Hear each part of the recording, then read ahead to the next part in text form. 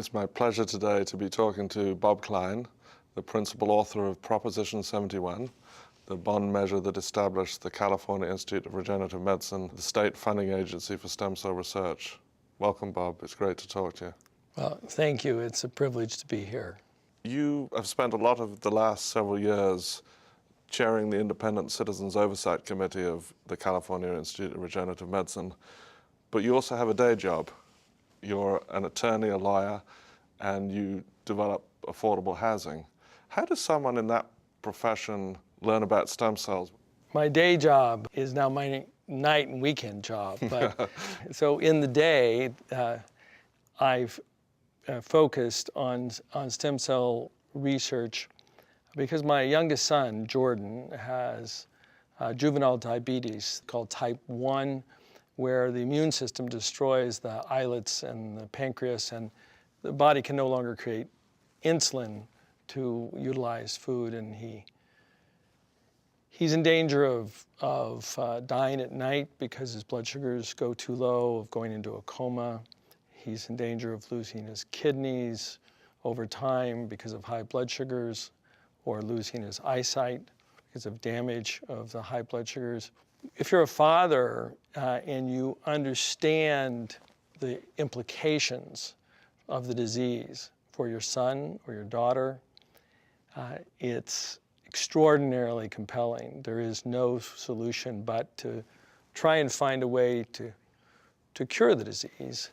I went to Washington, D.C. and took him with me to work on federal legislation.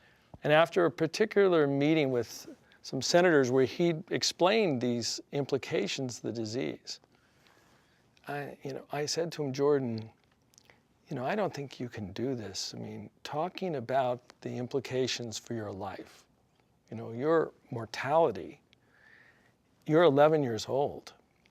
I said, I think we should quit doing this. I'll do it alone. Yeah.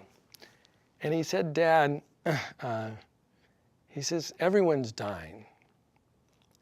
I'm just dying a little faster. So when you hear an 11-year-old really tell you how they think about a chronic disease that's eating away at their life, that's going to passionately drive you to do whatever you can for him, for all the other kids in the world that have that disease. So the bond establishes the California Institute of Regenerative Medicine that begins then to fund stem cell research. One of the things that's been remarkable about this whole effort in California is the way that donors have come forward to support stem cell research. It is really, though, an opportunity to contribute. I mean, you have this phenomenal scientific capacity in California.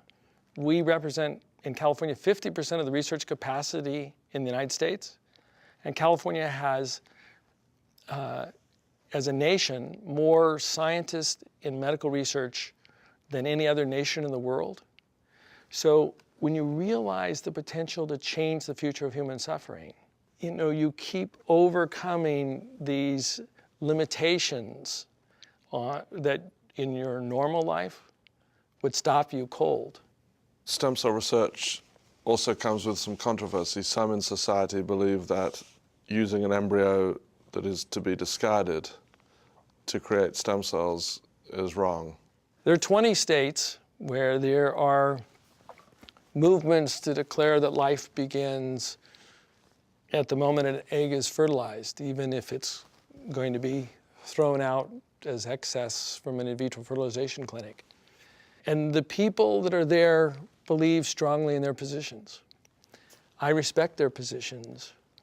But California has seized the day, and they have a unique opportunity to change the future of human suffering. And we in California are carrying the torch. And our scientists have made magnificent progress, but we need to support them. The passage of Proposition 71 and the creation of CIRM, people will look back on as an historic event in California's history and the history of the world in terms of supporting stem cell research.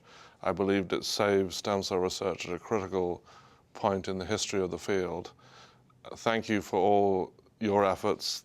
Your dedication to this, I think, will have a tremendous impact. We, the scientists, I know, are very grateful, and I think the patients are too.